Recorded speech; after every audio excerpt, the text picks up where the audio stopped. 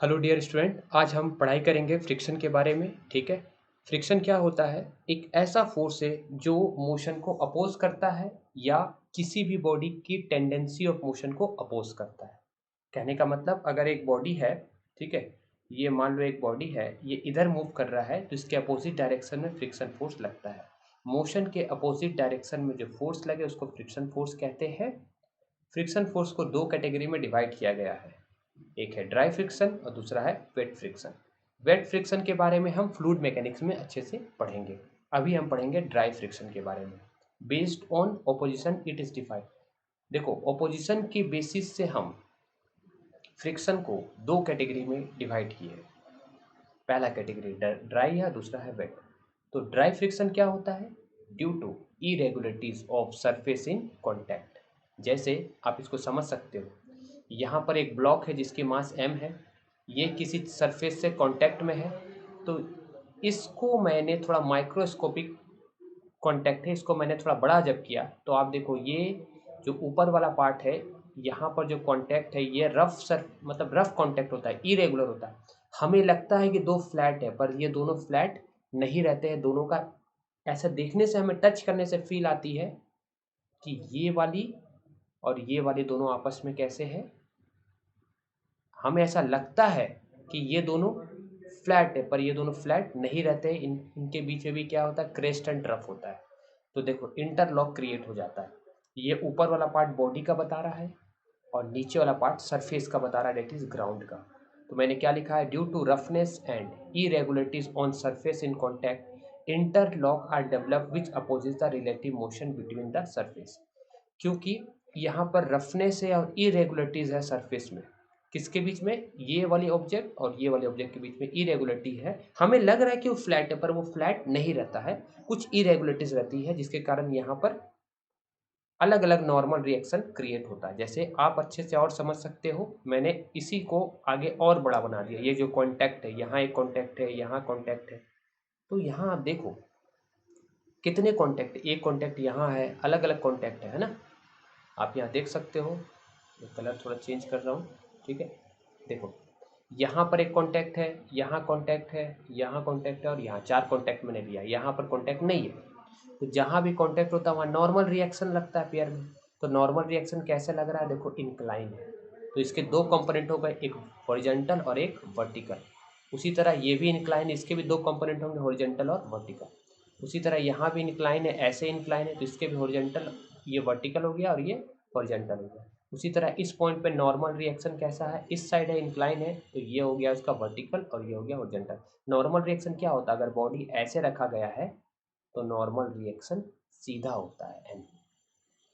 लेकिन यहाँ पर तो जैसा कॉन्टैक्ट हमें लग रहा था कि ये और ये ऐसे, ये दोनों में हमें ऐसा लग रहा था कि यहाँ जो कॉन्टैक्ट है वो स्मूथ है, पर ये स्मूथ कॉन्टैक्ट नहीं होता। यहाँ पर ये ऊपर वाला पार्ट का हो गया और ये नीचे वाले पार्ट का ऐसा हो गया, ऐसा कॉन्टैक्ट होता है। ठीक है, समझ में आ गया होगा। तो अलग अलग नॉर्मल कंपोनेंट निकल रहे हैं। ठीक है, तो नॉर्मल कंपोनेंट को आप किस तरह से रिजॉल्व करोगे? एक होगा इस साइड और एक होगा इस साइड, यानी नॉर्मल कंपोनेंट का हॉरिजॉन्टल भी होगा और वर्टिकल भी होगा। तो यहाँ पर क्या लिखा हूँ, due to these interlock at various point of contact the contact force are distributed in various direction over the surface. देखो, कॉन्टैक्ट फोर्स ये है, अलग अलग डायरेक्शन में क्या है, यहाँ पर ये डायरेक्शन है, यहाँ पर ये डायरेक्शन है, यहाँ ये डायरेक्शन है, यहाँ पर भी ये डायरेक्शन, अलग अलग डायरेक्शन में कॉन्टैक्ट फोर्स क्या हो जाता है, डिवाइड हो जाता है। क्योंकि यहाँ पर आपको लग रहा है कि ये स्मूथ है, पर ये स्मूथ नहीं है। तो फ्रिक्शन क्या है?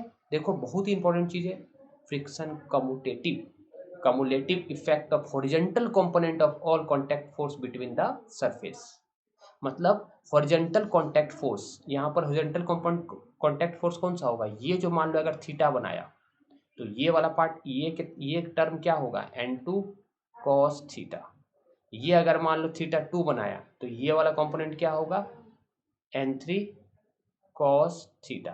तो ये सारे टर्म को हम ऐड कर देंगे। इसके लिए क्या होगा, n4 थीटा, मान लो ये 3 है तो n4 cos थीटा 3। मतलब हॉरिजॉन्टल कंपोनेंट को अपन ऐड कर देंगे, कम्युलेटिव इफेक्ट, सबका इफेक्ट हॉरिजॉन्टल कंपोनेंट लेंगे नॉर्मल फोर्स का, तो वो सबको सम कर देंगे, तो जो फोर्स बनेगा उसी फोर्स को हम फ्रिक्शन फोर्स कहते हैं।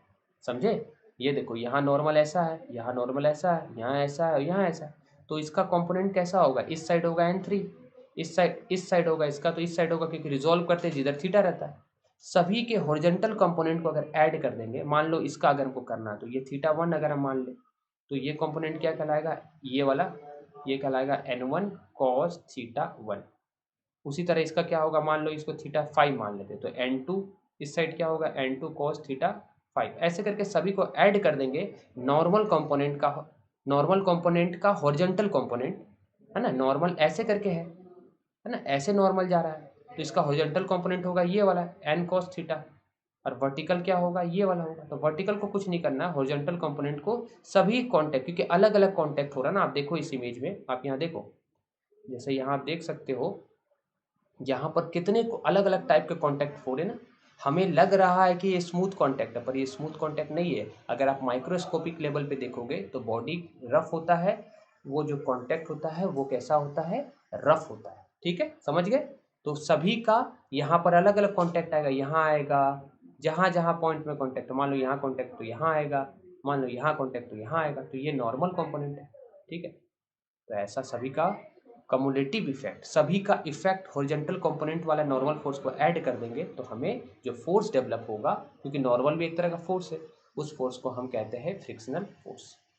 अब देखो यहाँ पर जैसे एक बॉडी पे हमने फोर्स अप्लाई किया F इस डायरेक्शन में, तो फ्रिक्शन फोर्स हमेशा अपोजिट डायरेक्शन, तो ये फोर्स का नाम क्या है, फ्रिक्शनल फोर्स। याद रखना ये कौन सा फोर्स है, ये है फ्रिक्शनल फोर्स। और ये फोर्स कौन सा है, अप्लाइड फोर्स। तो फ्रिक्शन फोर्स हमेशा अप्लाइड फोर्स के डायरेक्शन के अपोजिट लगता है, या फ्रिक्शन फोर्स हमेशा मोशन के अपोजिट लगता है। तो नेट फोर्स क्या हो गया, देखो फ्रिक्शन फोर्स की डायरेक्शन इस साइड है, तो हमने इधर बना दिया, देखो ये करके इस साइड बना दिया। नॉर्मल की डायरेक्शन ऊपर है तो ये नॉर्मल है, तो इसका जो रिजल्टेंट आएगा ये रिजल्टेंट होगा। दोनों का इफेक्ट क्या होगा, रिजल्टेंट होगा, क्योंकि जितनी नॉर्मल रिएक्शन भी डिपेंड करता है कि मास कितना है, ये ऑब्जेक्ट की मास कितना है। 10 kg का नॉर्मल रिएक्शन अलग होगा, 5 kg का नॉर्मल रिएक्शन अलग होगा। तो फ्रिक्शन डिपेंड करता है, जैसे कहने का मतलब एक सरफेस है, इसके ऊपर अगर मान लो 10 kg का ऑब्जेक्ट रखा है और एक का मान लो उसके ऊपर 100 kg का ऑब्जेक्ट रखा है। अब दोनों पे तुमने लगाया फोर्स, मान लो 1000 न्यूटन दोनों का, तो दोनों की वेलोसिटी में अलग अलग टाइप से चेंज आएगी, क्योंकि यहाँ पर ये जो जो कांटेक्ट है दोनों, इसकी मास ज़्यादा है, तो इसमें नॉर्मल रिएक्शन भी ज़्यादा बन करके निकलेगा, है ना, क्योंकि ये एक्शन ज़्यादा करेगा तो रिएक्शन भी ज़्यादा मिलेगा। तो नॉर्मल ज़्यादा होने के कारण इस पर फ्रिक्शन फोर्स ज़्यादा लगेगा, याद रखना ये। ठीक है, तो ये हो गया, आर को बोलते हैं रिजल्टेंट। अब types of friction between two surface, हमको सिर्फ ड्राई फ्रिक्शन के बारे में पढ़ना है, वेट फ्रिक्शन के बारे में हम पढ़ेंगे फ्लूइड मैकेनिक्स में। देखो 3 टाइप के फ्रिक्शन होते हैं, एक होता है स्टैटिक फ्रिक्शन, एक होता है लिमिटिंग फ्रिक्शन, और एक होता है काइनेटिक फ्रिक्शन। ठीक है, स्टैटिक फ्रिक्शन कब एक्ट होता है, जब बॉडी रेस्ट में रहता है। लिमिटिंग फ्रिक्शन कब एक्ट होता है, जब body maximum limit of static friction होता है। और जब बॉडी मोशन में रहता है तो उस समय जब फ्रिक्शन लगता है उसको अपन काइनेटिक फ्रिक्शन कहते हैं। जैसे स्टैटिक फ्रिक्शन पहले समझते हैं, एक बॉडी है रेस्ट में है और उसमें कुछ एक्सटर्नल फोर्स लग रहा है, जैसे ये बॉडी है रेस्ट में है, आपने इसमें फोर्स नहीं लगाया, कोई भी फोर्स इसमें नहीं लगाया, फोर्स कितना लगाया है, 0, तो क्या इसमें फ्रिक्शन फोर्स लगेगा, नहीं लगेगा, नो फ्रिक्शन फोर्स। ठीक है, ये ऑब्जेक्ट रेस्ट में था, ठीक है, अभी तक, क्योंकि वो तो अभी मोशन में आया ही नहीं है, तो फ्रिक्शन फोर्स तो लगेगा ही नहीं, रेस्ट में है तो। ठीक है, अब हमने फोर्स अप्लाइड किया तो फ्रिक्शन फोर्स लगना स्टार्ट हुआ। अब हमने जो फोर्स लगाया इसके कारण भी बॉडी रेस्ट में ही है, बॉडी मूव नहीं कर रहा, लेकिन हम फोर्स लगा रहे हैं। बहुत इंपॉर्टेंट बात, बॉडी रेस्ट में ही है लेकिन हम फोर्स को लगा रहे हैं, तो क्या इसमें फ्रिक्शन फोर्स नहीं लगेगा, जरूर लगेगा, और वो फ्रिक्शन फोर्स का नाम होगा स्टैटिक फ्रिक्शन। यहाँ पर कब तक ये मोशन में नहीं आएगा, जब तक ये लिमिटिंग फ्रिक्शन को क्रॉस नहीं करेगा। ठीक है, कब तक ये मोशन में नहीं आएगा, जब तक ये लिमिटिंग फ्रिक्शन को क्रॉस नहीं करेगा। फिर से सुनो, स्टैटिक फ्रिक्शन क्या होता है, जब बॉडी रेस्ट में है और उस पर फोर्स लगे, समझ रहे हो ना, ये बॉडी पे फोर्स लगा, तो जरूरी नहीं है कि फोर्स लगने से मोशन में आ जाएगा। जैसे एक चींटी, मतलब मान लो हाथी है, तुम फोर्स लगाओगे तो हाथी थोड़ी तुम्हारे कारण मोशन में आ जाएगा, तुम थोड़ी उसको उतनी, चाहे ट्रेन है रेस्ट में है, तुम उस पर फोर्स लगाओगे तो क्या उसमें फ्रिक्शन फोर्स नहीं लग रहा है, फ्रिक्शन फोर्स लग रहा है, और वो फ्रिक्शन फोर्स का नाम क्या है, स्टैटिक फ्रिक्शन। चलो और अच्छे से समझते हैं इसको। लिमिटिंग फ्रिक्शन क्या होता है, it is a maximum limit up to which static friction balance the external force acting on a body. F applied is greater than या बराबर होता है लिमिटिंग फ्रिक्शन। और बॉडी जब मूव करने लगे, जैसे मान लो एक बॉडी है, अभी आपने इससे पहले वाले में समझा कि बॉडी पे फोर्स लग रहा था, बॉडी मूव नहीं कर रहा था। जैसे आपने 10 न्यूटन लगाया, लेकिन फ्रिक्शन स्टैटिक ये मूव नहीं कर रहा है, ये रेस्ट में है, ठीक है। तो यहाँ पर इसमें फ्रिक्शन फोर्स कितना लग रहा है? अभी फ्रिक्शन फोर्स 10 ही न्यूटन लग रहा है। आपने लगाया 15 न्यूटन, तो अभी फ्रिक्शन फोर्स कितना लग रहा है? 15 न्यूटन। कंडीशन क्या है कि बॉडी रेस्ट में है, लेकिन जब बॉडी मोशन में आ जाएगा उस समय जो फ्रिक्शन लगेगा, है ना। अब देखो, मोशन में आने तक हो सकता है कि 20 न्यूटन में ये 20 न्यूटन इसको फोर्स मिलेगा, तो ये बॉडी मोशन में आ जाएगा। तो तुमने 19 न्यूटन लगाया, तो भी फ्रिक्शन फोर्स कितना लगेगा? 19 न्यूटन, क्योंकि अभी बॉडी रेस्ट में है। 20 न्यूटन के फोर्स से ही मोशन में आएगा, तो 20 न्यूटन क्या कहलाएगा? Limiting friction. और अच्छे से समझते हैं। देखो, क्या है मैग्नीट्यूड ऑफ लिमिटिंग फ्रिक्शन? दो चीज पे डिपेंड करता है। Limiting friction is directly proportional to normal, और ये नॉर्मल को हटाएंगे तो अपने को एक कांस्टेंट मल्टीप्लाई करना पड़ता है, और ये कांस्टेंट कहलाता है कोफिशिएंट ऑफ स्टैटिक फ्रिक्शन। और ये डिपेंड करता है कि बॉडी कैसा सरफेस है, सरफेस का रफनेस कैसा, उस पर डिपेंड करता है, ठीक है। अब देखो, हम एक क्वेश्चन कर रहे हैं। जैसे मान लो यहाँ पर ये 5 kg का ऑब्जेक्ट है, इसमें आपने फोर्स लगाया, ठीक है। तो इस बॉडी पे फ्री बॉडी डायग्राम कैसे बनाएंगे? 5 kg यहाँ लिख देंगे। ये सरफेस पे, ये जो सरफेस आपको दिख रहा है, इस पे ऊपर की तरफ जो फोर्स लगेगा उसको अपन नॉर्मल फोर्स करेंगे, और नीचे की तरफ जो फोर्स लगेगा उसको अपन क्या बोलेंगे? Gravitational force, that is m×g, that is 5g। Body अभी रेस्ट में है, ठीक है, आपने फोर्स लगाया। तो इसकी कोफिशिएंट ऑफ फ्रिक्शन कितनी दी गई है सरफेस की? μs, that is 0.3। तो सबसे पहले आप नॉर्मल निकालो, क्योंकि बॉडी का ऊपर नीचे मोशन नहीं हो रहा है। तो नॉर्मल कैसे निकालोगे? Normal is equal to 5g, that is 50 newton हमने निकाल लिया। तो लिमिटिंग फ्रिक्शन कैसे निकालेंगे? लिमिटिंग फ्रिक्शन निकालने के लिए हमको क्या करना पड़ेगा? लिमिटिंग फ्रिक्शन निकालने का फॉर्मूला होता है, अभी बताए थे, देख लो यहाँ पर आप। लिमिटिंग फ्रिक्शन का फॉर्मूला क्या होता है? μsn। तो आप यहाँ पर लिमिटिंग फ्रिक्शन निकालते हो तो कितना निकलता है? 15 न्यूटन। 15 न्यूटन क्या है? अगर तुमने फोर्स लगाया और वो 15 न्यूटन से कम है तो बॉडी मोशन में नहीं आएगा।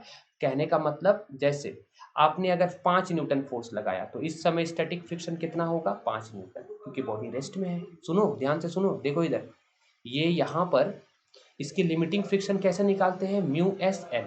तो कितना निकला है? 15 न्यूटन। कितना निकला? 15 न्यूटन। अभी आपने इसी ब्लॉक पे अगर 5 न्यूटन फोर्स लगाया तो उस बॉडी पे स्टैटिक फ्रिक्शन कितना लग रहा है? स्टैटिक फ्रिक्शन 5 न्यूटन लगा। अगर आपने उसी बॉडी पे, यही वाली बॉडी पे, अगर आपने इसके 15 न्यूटन इसको चाहिए मोशन में आने के लिए, अगर आपने 12 न्यूटन फोर्स लगाया, ठीक है, अगर आपने 12 न्यूटन फोर्स लगाया तो भी स्टैटिक फ्रिक्शन कितना लगेगा? 12 न्यूटन। तो कहने का मतलब क्या हुआ? स्टैटिक फ्रिक्शन जो होता है, स्टैटिक फ्रिक्शन की क्या चेंज हो रही है? स्टैटिक फ्रिक्शन हमेशा वेरिएबल है, it depends on the applied force, ठीक है। अभी भी बॉडी रेस्ट में ही है। नेक्स्ट कंडीशन, आपने मान लो 14.99 न्यूटन लगाया, 15 न्यूटन चाहिए था। लिमिटिंग फ्रिक्शन कितना आया था बताओ? लिमिटिंग फ्रिक्शन 15 न्यूटन आया था, लेकिन आपने जो फोर्स लगाया 14.99, अभी भी बॉडी रेस्ट में ही है। अभी ये बॉडी क्या? रेस्ट में ही है। तो अभी स्टैटिक फ्रिक्शन कितना लगेगा? 14.99। लेकिन अब ध्यान से देखना, आपने लगा दिया 15 न्यूटन, ठीक है। तो 15 न्यूटन आपने लगा दिया, मतलब अभी जो फ्रिक्शन होगा बॉडी मोशन में आ गया, क्योंकि 15 न्यूटन तक तो उसको चाहिए ही था। आपने इसका लिमिटिंग फ्रिक्शन कितना निकाला था? लिमिटिंग फ्रिक्शन आपने निकालने के लिए μsn निकाला था, जो कि निकला था 15 न्यूटन, है कि नहीं? तो 15 न्यूटन से अगर कम फोर्स लगाओगे तो बॉडी रेस्ट में रहेगा। आप 15 न्यूटन लगा दोगे तो बॉडी मोशन में स्टार्ट हो जाएगा, और जब बॉडी मोशन में स्टार्ट हो जाता है उस समय जो फोर्स लगता है, अपोजिट फोर्स, उस फ्रिक्शनल फोर्स को अपन काइनेटिक फ्रिक्शन कहते हैं। जैसे काइनेटिक फ्रिक्शन क्या हो गया? It act when a body is in the state of motion, no external force is necessary for kinetic friction, ठीक है। और ये है ना, देखो, कोई भी बॉडी मोशन में चलने लगा, जैसे ये मास m है, इसका इसमें आपने वेलोसिटी इस साइड मूव कराना स्टार्ट किया, तो इस पर काइनेटिक फ्रिक्शन किधर लगेगा? अपोजिट साइड में, बॉडी मूव करने लगा। और kinetic friction is also directly proportional to normal reaction. तो अगर आप डायरेक्टली प्रोपोर्शनल के साइन को हटाओगे तो आपको एक कांस्टेंट मल्टीप्लाई करना पड़ेगा, और यहाँ पर ये कांस्टेंट क्या है? म्यू के, और म्यू के अपन कहते हैं कोफिशिएंट ऑफ काइनेटिक फ्रिक्शन। ये बात हमेशा याद रखना है। कोई भी चीज, है ना, कोई भी चीज अगर मोशन में है ना, देखो, कोई भी चीज को स्टार्ट करने के लिए हमको ज्यादा फोर्स लगाना पड़ रहा है, लेकिन अगर वो मोशन में है तो फिर हमको उतना फोर्स नहीं लगाना पड़ेगा। समझ में आया ना? क्यों? क्योंकि लिमिटिंग फ्रिक्शन जो होता है वो मैक्सिमम फ्रिक्शन होता है, ठीक है। Kinetic friction is less than limiting friction. ठीक है, तुम खुद ही सोचो, एक बॉल, भारी सा बॉल रखा हुआ है और तुमने इसको फोर्स लगाया तो बॉडी मूव करना स्टार्ट होगा, और बॉडी जो मूव कर रहा है उसमें आप थोड़ा सा ही फोर्स लगाओगे तो फास्ट रेट से जाएगा, क्योंकि अभी जब बॉडी मोशन में है उस समय जो उस पर फ्रिक्शन फोर्स लग रहा है उस फ्रिक्शन का नाम क्या है, काइनेटिक फ्रिक्शन। समझ में आ गया? तो हमने क्या लिखा, काइनेटिक फ्रिक्शन हमेशा लेस होता है, this is kinetic friction, this is limiting friction. Kinetic friction हमेशा लिमिटिंग फ्रिक्शन से लेस होता है, और कोफिशिएंट ऑफ काइनेटिक फ्रिक्शन ही हमेशा लेस होता है coefficient of static friction. Important है 1 मार्क्स क्वेश्चन के लिए। ठीक है, एक बार फिर से मैं इसको रिवाइज करा दे रहा हूँ। देखो यहाँ पर हमने ये क्वेश्चन था, हमने लिमिटिंग फ्रिक्शन निकाला, 15 न्यूटन निकला। अब हम चेक करेंगे, हमने 5 न्यूटन फोर्स लगाया, अपने को 15 न्यूटन में अगर लगाएंगे, उससे कम लगाएंगे तो बॉडी रेस्ट में रहेगा। तो हमने 5 न्यूटन फोर्स लगाया तो स्टैटिक फोर्स 5 न्यूटन लगेगा, बॉडी रेस्ट में है। फिर हमने 12 न्यूटन फोर्स लगाया तो भी 12 न्यूटन स्टैटिक फ्रिक्शन लगेगा, अपोजिट जितना फोर्स लगाओगे उतना ही स्टैटिक फ्रिक्शन लगेगा। तो आप क्या देख रहे हो, स्टैटिक फ्रिक्शन हमेशा वेरिएबल है। ठीक है, नेक्स्ट है, आपने 14.99 लगाया तो भी स्टैटिक फ्रिक्शन कितना लगेगा, 14.99। लेकिन ध्यान से सुनना, लेकिन अगर आप 15 न्यूटन फोर्स लगा देते हो तो 15 न्यूटन फोर्स लगाने से आप क्या देख रहे हो, बॉडी मोशन में आ गया, क्योंकि 15 न्यूटन तो उसका लिमिटिंग वैल्यू था, वो लिमिट था, उससे उसके जितने या उससे ज़्यादा अगर तुम फोर्स लगाओगे तो उसमें जो फ्रिक्शन फोर्स बॉडी पे लगेगा वो फ्रिक्शन, वो अपोजिशन वाला फोर्स क्या कहलाता है, फ्रिक्शन फोर्स। समझ में आ गया होगा?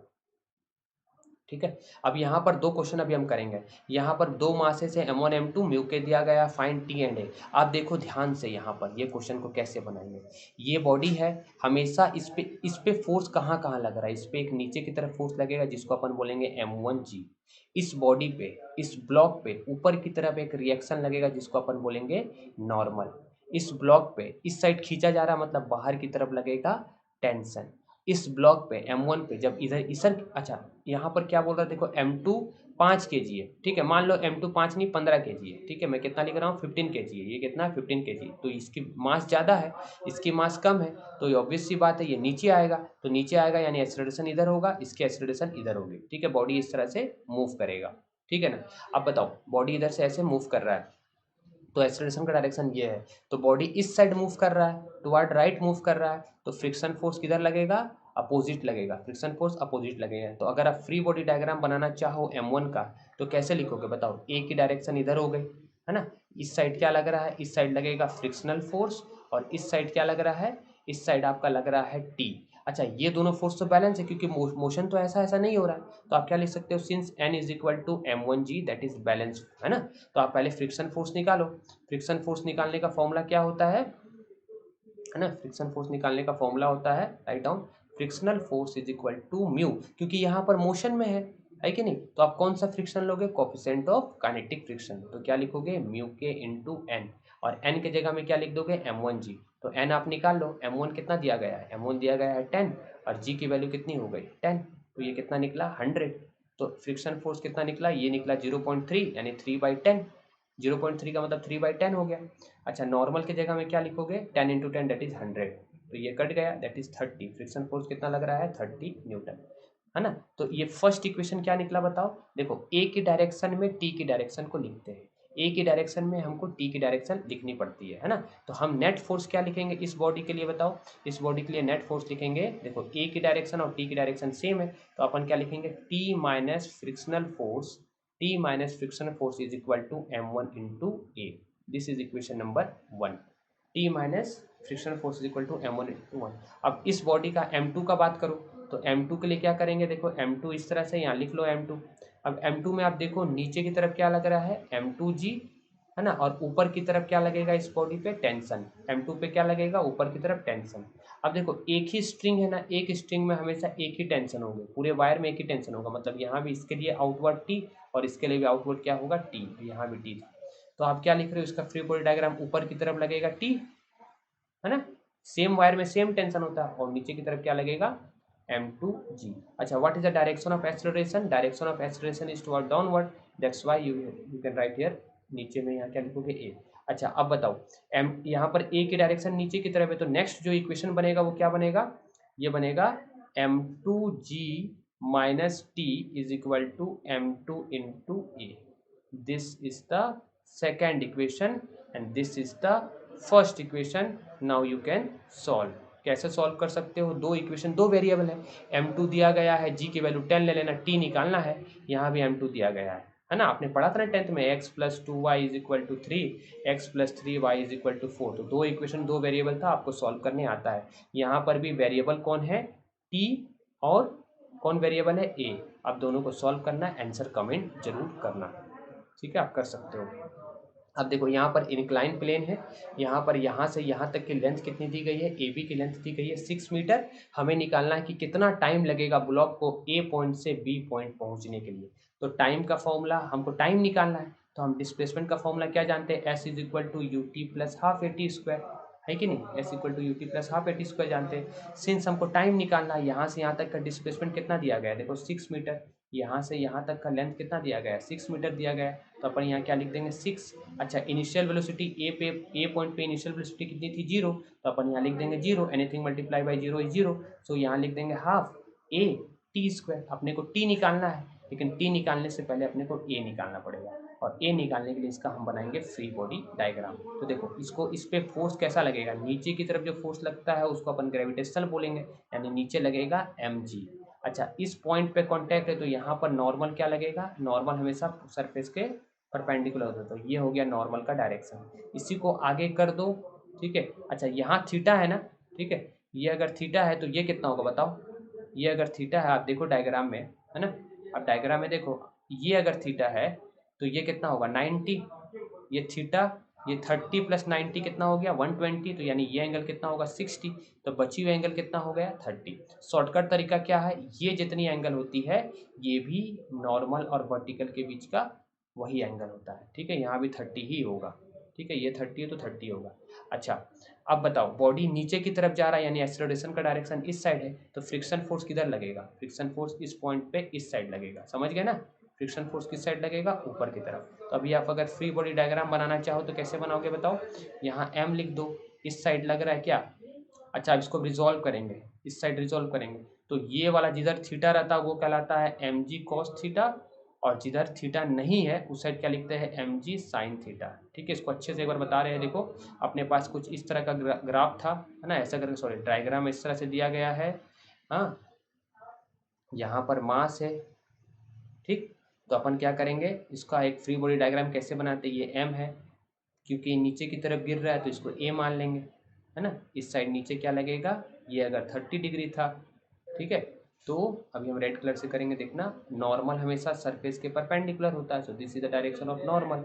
नॉर्मल को थोड़ा आगे बढ़ा दो तो ये एंगल भी कितना होगा, जितना ये एंगल है, ये 30 था तो ये भी 30 होगा। अब ध्यान से देखो, एक कंसेप्ट याद रखो, ये अगर f है, ये अगर थीटा है, तो ये कंपोनेंट क्या कहलाता है, हॉरिजॉन्टल, जिधर थीटा रहता है उधर क्या कहलाता है f cos थीटा, और f cos थीटा के परपेंडिकुलर वाला कंपोनेंट, f cos थीटा के परपेंडिकुलर वाला कंपोनेंट कहलाता है f sin थीटा, ठीक है। तो यहाँ पर आपने क्या लिखा, इस साइड तुम्हारा mg है ना, तो इस साइड क्या होगा mg cos थीटा, और इसी mg cos थीटा के परपेंडिकुलर में क्या लगेगा mg sin थीटा, क्योंकि बॉडी इधर आ रही है तो एक्सेलरेशन किधर, फ्रिक्शन फोर्स किधर लगेगा, ऊपर की तरफ। तो आप अगर फ्री बॉडी डायग्राम बनाना चाहो तो आप क्या देख रहे हो, इस साइड लग रहा है mg sin theta, mg sin theta, और ऊपर की तरफ क्या लग रहा है, ऊपर की तरफ लग रहा है फ्रिक्शनल फोर्स, और ये क्या है m। अब बताओ, ये दोनों तो नॉर्मल फोर्स है ना, n और mg sin थीटा तो नॉर्मल फोर्स है, तो आप क्या करोगे यहाँ पर, n = mg cos थीटा। यहाँ पर m की वैल्यू कितनी दी गई थी, देख लो यहाँ से एक क्वेश्चन में, m 6 है ना, म्यू के, क्योंकि मोशन में है तो काइनेटिक फ्रिक्शन लगेगा, u 0 है यानी इनिशियल वेलोसिटी 0 हो गई, तो इसका कहानी खत्म हो गया, आपको a निकालना है, ठीक है। तो आप क्या करोगे यहाँ पर बताओ, इक्वेशन लिखोगे, a की डायरेक्शन इस साइड है, तो इक्वेशन क्या बनेगा, mg sin theta minus frictional force is equal to ma, ये होगा इक्वेशन। अब फ्रिक्शन फोर्स क्या होता है, फ्रिक्शन फोर्स का फॉर्मूला होता है, बताए थे, म्यू टाइम्स n, है ना, तो म्यू, क्योंकि मोशन में इसलिए म्यू के लिखेंगे, और म्यू के की वैल्यू दी गई है और n की वैल्यू आप यहाँ से निकाल लिए हो, यहाँ पर पुट कर देना तो फ्रिक्शन फोर्स निकल जाएगा, फ्रिक्शन फोर्स की वैल्यू यहाँ पर पुट कर देना, m भी दिया गया है, a निकालना है ना, और mg sin थीटा की भी वैल्यू दी है, g की वैल्यू 10 ले लेना, m की वैल्यू दी गई है और थीटा की वैल्यू 30 दी गई है, आप देख सकते हो, है ना।